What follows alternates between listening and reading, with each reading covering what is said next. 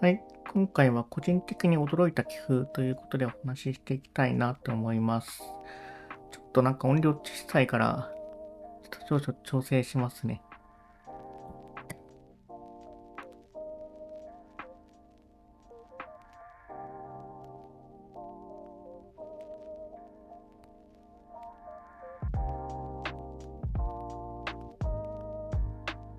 はい。というわけでやっていきます。で、今回ね、珍しくいきなり局面が開いてある状態なんですけれども、まず、いきなりなんですけれども、見ている方にね、お聞きしたいことがありまして、この局面、黒と白、どっちが有利だと思いますか？今ね、白16まで打たれていて、あの、黒番ですね。黒が次好きなところを打てるっていう局面なんですけど、この局面どっちでもしたいですかね。っていうのをね、ちょっと、これ時間取った方がいいのかな。気になる方は、ここで一時停止して、ちょっとね、自分なりに局面への考え方をまとめてもらって、というところから話していきます。でね、この局面、私の考えとしましては、直感的な話ですよ。直感的な話、すごい白有利に見えるんですね。っていうのは、この黒13に対して、ちょっと初手から見ていきますか。えっと、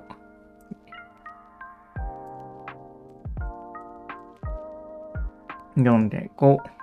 6、7、8、9と、普通の進行ではあるんですけれども、10となって、11、12、で、13っていうのが、これがまずどこに打つかっていうのは議論はあるんですけれども、この手に対して、この白14っていうのがね、結構手筋としてよく出てくる受けなんですけれども、これは、なんでこういう受けが成立するかっていうと、一番はね、黒がここに、ここに打った時の、この13と15の斜めの連が、次にね、3を打てない。専門用語だと夏止めって言うんですけど、夏止めされているっていうことなんですね。なので、ここがね、3じゃなくなって、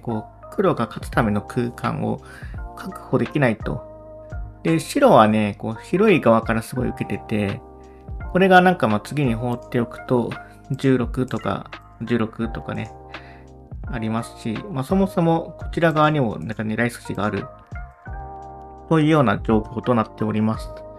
で、それを受けるために、黒はね、15と打って、で、白16ってなるんですけれども、で、この局面、あの、広さで考えると、広いのはやっぱりね、上よりも下側なんですよね。下辺の方が、スペースが大きくて、で、白は、例えば次の手で、こういう手とか、こういう手とか、あとはちょっと遅い手ですと、こういう手とか、こういう手とかね、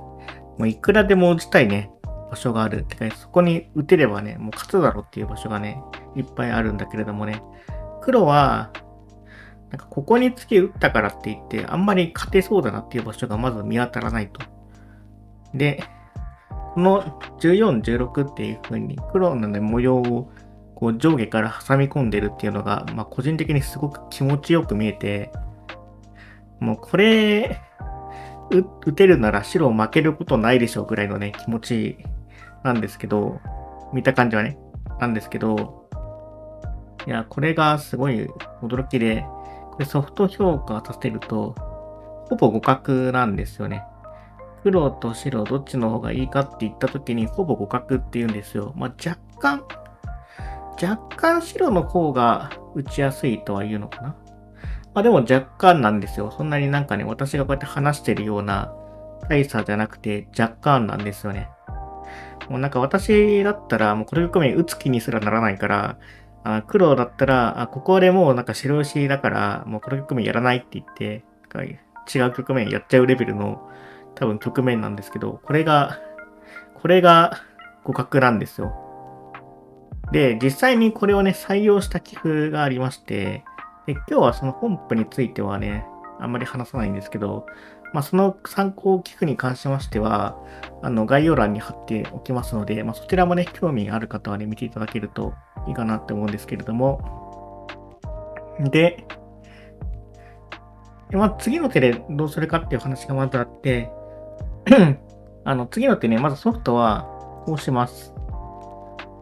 で、これ自体は、打つならこういう手かなっていう、候補の一手なんですけれども、これ何をしてるかっていうと、白が一番次に打ちたい場所がここ。ここにレーンをね、2個作るっていうのが多分最速の攻め。かつ、ここに無条件で打てれば、なんていうか攻めが切れることなくて、ずっと継続できるなっていうイメージなんですけど、で、この18に対して、この19っていう手をね、用意したっていうのが、黒17の意味合いっていうことと、あとはこの10と18の連を、黒17であらかじめ止めてますよっていうことと、あとは次に、こういう手、こういう手を使って、ここの黒のちょっと14によって狭くなってしまった剣先を活用する手がね、こうすぐにあるっていうのですごい一石三鳥ぐらいの手なんですけれども、でもこの手自体は別に連を作ってるわけでもないから、ここでも白の対応の仕方はいろいろありますよと。で、ここで、またなんですけど、これ白次の手どこに打つと思いますか？これね、私はこの局面を多分パッと見せられたら、かなり高い確率で、こう打つんですよね。っていうのは、このまずレーンを作ってるっていうのが一つと、一番はね、こう黒が次に打ちたい場所がここなんですよ。なので、ここを止めておくっていうのがね、一番すごく手堅い受けに見える。で、ここの一手打つと、この右側の黒のこの辺の塊の働きがね、すごい悪くなるので、17の手にもね、直接、影響を与える手、つまり、こういう手を打った時に17と19っていうのが、斜めのがね、連じゃなくなるとかいうので、左側も受けていって、右側もちゃんとバランスよく受けて、なおかつ連も作っているっていう、すごくね、効率のいい手に見えるんですね。で、多分人間だったら、ほとんどの人こう打つんじゃないかなっていうレベルの、これ知らなかったらですよ。これ AI の言うことを知ってたらまた違う話なんですけど、この局面をパッて見せられたら、すごい多くの人はこう打つんじゃないかなって思うんですよ。なんだけど、まず AI の推奨手が、私が調べた感じだとね、大きく推奨する手が2通りあって、一つこれなんですよ。で、もう一つが、これなんですよ。おーっていう感じで、これ正直に言うと、私が見てると、これどっちも悪い手に見えるんですよね。で、こういうことあるんだって思ってます。連中って、今までの私のイメージだと、一見形が悪いっていう手が実はいい手でしたみたいなパターンって本当にすごい少ないっていうイメージがあったんですけど、この AI 自体になってから、割とポンポンそういうのがね、出てるんですね。なんですけど、この局面はその中でも、推奨してくる上位2通りの手、これと、これ両方が、そんなに打ちたいかみたいな。特にこっちはまだ、100歩譲ってというか、1万歩ぐらい譲って、わかるけど、こっちは、みたいな手なんですよね。これ、せめて止めるんだったらこう止めそうだよね、みたいに。これ、検索作ってるし、このライン、この19と7のラインをあらかじめ切ってるし、これ打つんだったらこうするよねっていう感じなんだけど、それをね、書いてこうするっていうのが、っていうのと、あと18はね、左側に対して何も受けてない手なんで、仮にこうとか、ここうとか、ちょっと左側に全力で攻める手を打たれたときに、本当に大丈夫なのっていうような手で、これ多分、この手が最善って言われてもあんまり打ちたくないっていう手なんですけど、個人的には。で、これ、ちょっとだけ紹介しますと、よく目につくね、こういう手に対して、なんかこうなって、で、なんかそのソフトの成長だとこういう風にしてくるんだけど、これパッと見、なんか18を白18っていう手を綺麗に咎めてる。だから18がマイナスですよっていうのを主張して、うまくいってるように見えるんだけど、この手に対して、22っていうのが、これなかなか見えにくい手だと思うんですけど、これが、この局面における唯一の受けで、これで白が若干いいっていうのが、これ AI の評価なんですね。で、この局面まで来ちゃったら、どうせ、受かんないって思ったら、この周辺全部読むから、22って多分最後に行き着くと思うんですけど、この局面21まで打たれて、じゃあ次のってどうしますかって言われたら、多分、私でも22っていう手は、時間かければ思いつくっていうか、読みでたどり着くんですけど、でも、この局面から、まず、こうなって、こうなって、こうで、これダメだろうって思って、切っちゃうっていう類の手なんですよね。で、それがまず、有効なんだっていうことが一つと、あとね、この白18が、有力っていうのにはもう一つ意味合いがありまして、この変化を調べてると、例えばね、人間がよく打ちそうな、こういう手を調べてると、次に黒がね、19とかね、いう手がね、どっかで入るんですね。これ結構この形でどうやらよくあるっぽいんですけど、別に19じゃなくても、この16までの線形、17まで来た時に、どっかのタイミングで19って打つ手がね、よく出てくるんですけど、で、この形になった時に、なんかここに入ってるのがどうやら、急所っていうか、結局、この18、19に対して20って受けるんですけど、ここに入っているのが、受けにとってすごく効率がいいっていうことらしいんですね。これあんまりね、ちゃんと分かってないんだけど、何かっていうと、例えば、こうな、ちょっと分かりやすいやつでいきたいな。例えば、こうなって、こうなって、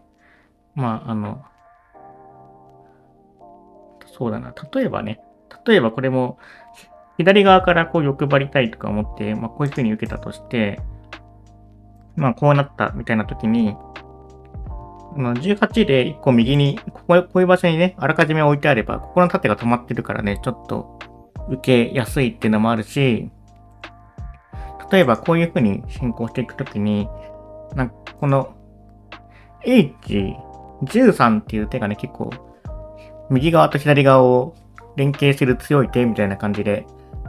よく出てくるっぽいんですけど、これパッと並べてる感じで、ね、よくね、出てくるっぽいんですけど、で、これを、これ当たり前のようにね、連2個作ってるから、当然悪い手なわけはないんですよ。てかめちゃくちゃ強いんですけど、ここまで来ちゃうとほぼ黒必勝レベルの手っぽいんですけど、で、これを、こういうね、右側から左側に飛び出されるっていう手を、あらかじめ受けとくっていうのがね、この24の1らしくて、で、それを、法律的にやるのが、ここの位置なので、この局面においては、かなり多分例外的だと思うんですけど、18っていうので、ここの、ラインを直接切る手よりも、ここに打っていた方が、受けとして効率がいいっていうことらしいんですね。で、なおかつ、攻めっていう意味合いでいくと、この18があることによって、こういう場所に将来石が入るときにちょっと使いやすいよとか、こういう場所とか、こういう場所もね、あるし、攻めという意味でも困んないよっていうのが、こういう手らしいんですけど、でもこれ打つってなったら、19とか19とか19みたいな手が、全く攻めとしてはそんなに有効じゃない。実際局面互角って言うんですけど、ラップファイに読ませると、互角って言うんですけど、人間からするとこれ、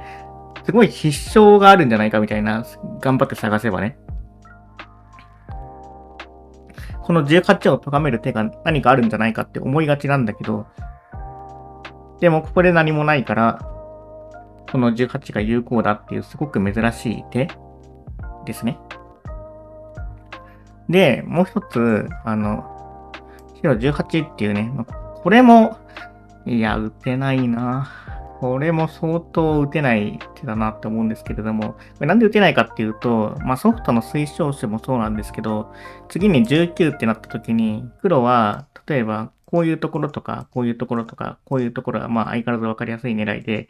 こうとか、こうとか、こうとかね、もう、黒の打ちたい場所としてあるんですよね。特にこの21っていうのがかなり黒の19の場所と連携が良くて、なんか17と21の間のここの空間が空いてるっていうのがね、18をで受けるときにすごい気になるんですけど、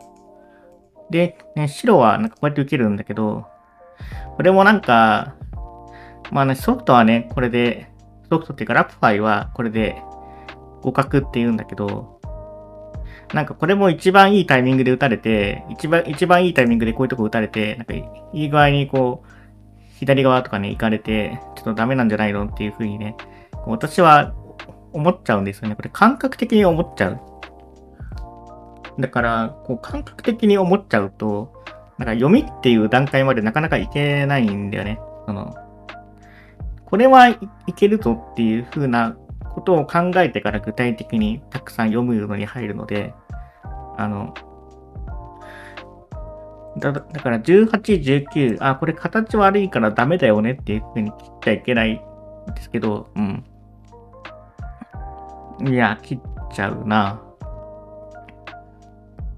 これ今見ても多分この局面が、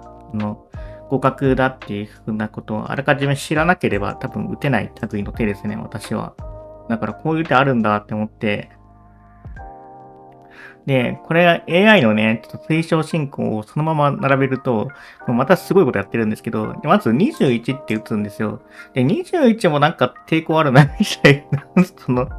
なんかもはやなんかね、一手一手打てないっぽい手だなって思うんですけど、で、それなんでかっていうと、22って打たれて、なんか黒の石がね、どんどん狭い方行っちゃって、白がこう、広い方行くっていうのが、すごくなんか抵抗がある。パッと見ると。で、白はなんか次にこういうとかね、こういうとかね、もう打ちたいとこいっぱいあるんですよ。相変わらずこういうとこもそうだし、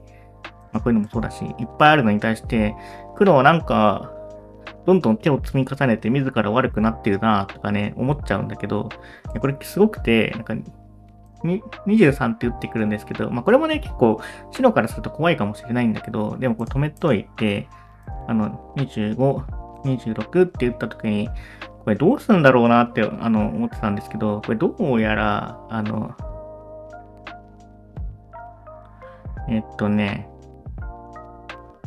こうするのかな。これがなんか継続種っぽいんですよね。ちょっと、ソフトも一応、つける準備しようか。で、これもなんかね、なかなか思いつきにくい手。これなんでいい手かっていうと、こう打てないってことなんだよね、確か。そう。具体的にどういうことかっていうと、こうなって、で、これに対してこう打つのは、これ、一瞬止まるんだけど、もう一回円が増えて、あんまり状況変わってないから、却下みたいな感じですかね。なんですけど、なんで、こんな中止めるんだけど、これで、こうして、こうして、こうして、こうして、こうして、こうして、こうして、こうして、わかりやすく打つとね、こういう感じで、何が言いたいかっていうと、上だけで勝っちゃうんですよね。勝てるから、勝てるっていうことは、27に対して28みたいな欲張りはできませんよっていうことなんですね。なので、この手自体は直接的には見せて、こうだから、あれなんですけど、ここにも受けられないってことですよね。っていうのを確認してなかったけど、そうだよね。そうですね。てか、これはそうだよね。こうして、こういうのがあるから。で、もちろん、これは、なんか確かめてなかったけど、受かるわけないよな、みたいな感じだが、どうなんでしょう。そうですね。これもちょっとね、一つ一つ手順をね、検証するとちょっと長くなるかもしれないんですけど、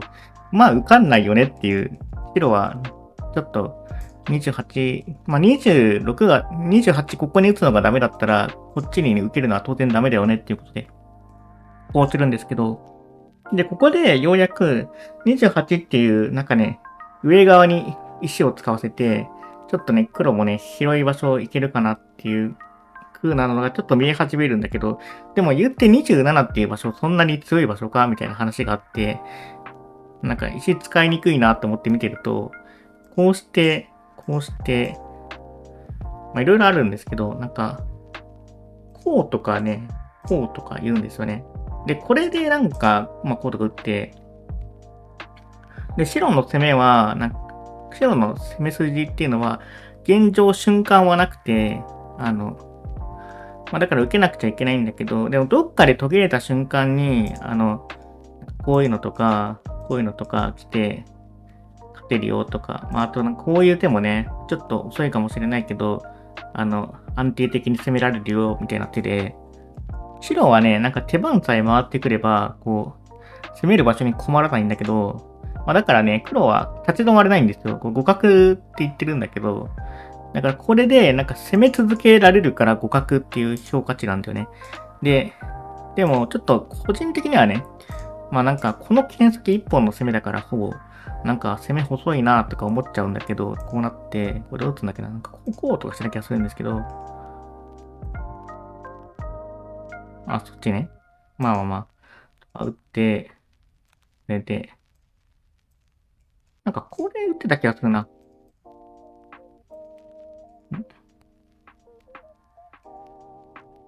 あれ、ちょっと何を見てたかちょっと忘れちゃったんですけど、でもなんかともかくね、この辺バーって攻めるんだけど、あの、まあ、何が最後に起こるかっていうと、白番の方に、こう、反撃の手番が全く回ってこないようなんですよね。まあ、私もすごい本格的に調べたわけじゃないから、なんか、超調べれば、なんか絶妙な切り返しがあって、本当は白有利ですみたいなことがあるかもしれないんですけど、まあ、そのラプファイのね、検討で、やる限りだと、まあ、少なくとも、黒が盤面を制圧できるぐらいの、なんか攻めは続くと。これだけで続くっていうことで、はあ、そうなんだっていうのが、ちょっと個人的にありまして、これもね、なんか、どんどん外側に回られちゃうから、これじゃねえわ。とてもじゃないけど、まあ、まあ、これで怖いっちゃ怖いんですけど、なんかとってもなんか攻めがすごい続くようには見えないんですよね。だからこういうのを、まあこういうことかな。なんかちゃんとやってくるんだなっていうのが、個人的には結構驚きで。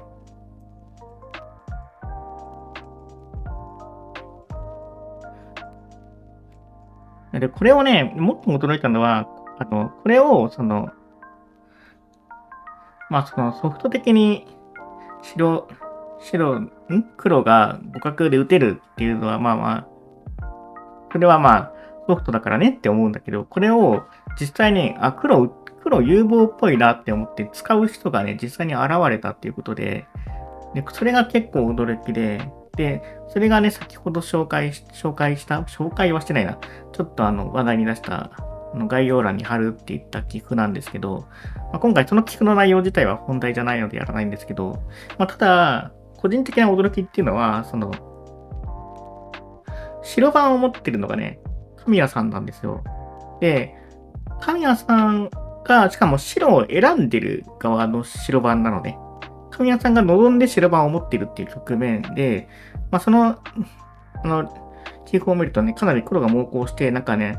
局面的には勝ちがあったぐらいのところまで行ってるっていうね、ものすごい棋譜なんですけど、で、その神谷さんっていうのが、本当に黒番が好きな人で、もうなんか、神谷さんが白を持つということは、もうそれはすなわち白有利みたいな、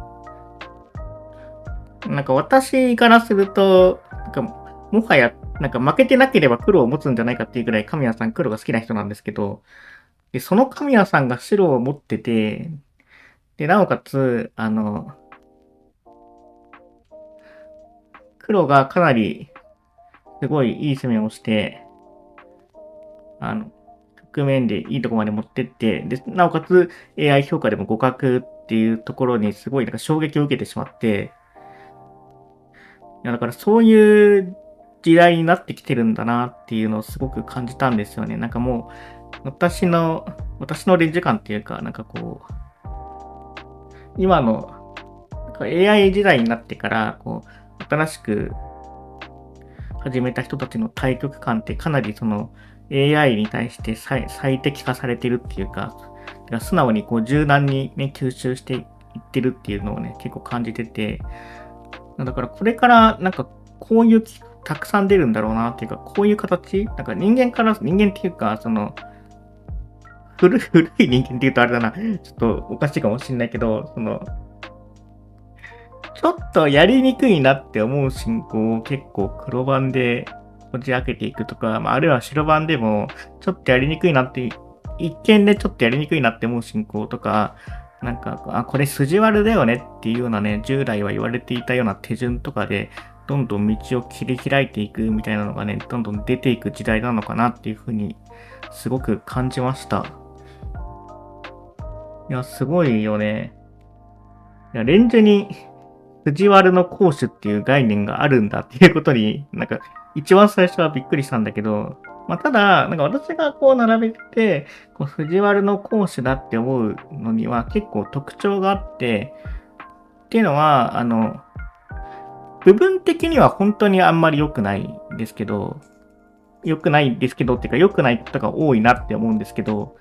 数値が悪いのに打ってみたら実はいい手だったって思うのは、例えば、このあれで言うと、こ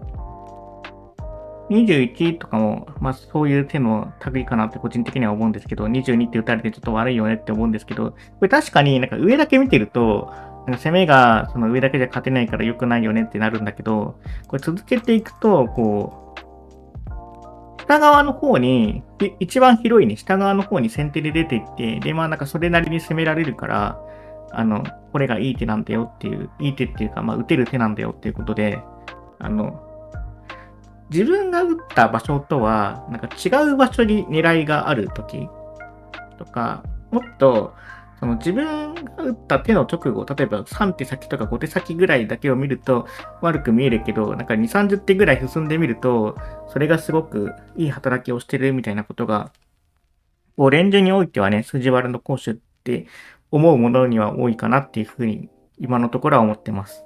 ちょっとね、わかんないけどね、これからこういう手がどういう解釈をされていくっていうのはまだまだこう、いろんな人のいろんなこう見方をね、こう、見ていく必要があると思うんですけれども、ということで、あまりこう、まとまりはなくなってしまったんですけれども、私がなんか驚いた寄付をちょっと紹介しましたっていうね、ところでした。また寄付並べの動画とかもね、また出していきたいなと思ってるんですけど、今回はね、ちょっとあまりのことにびっくりして、動画を撮らせていただいた次第でございます。というわけで、本日はご視聴いただきありがとうございました。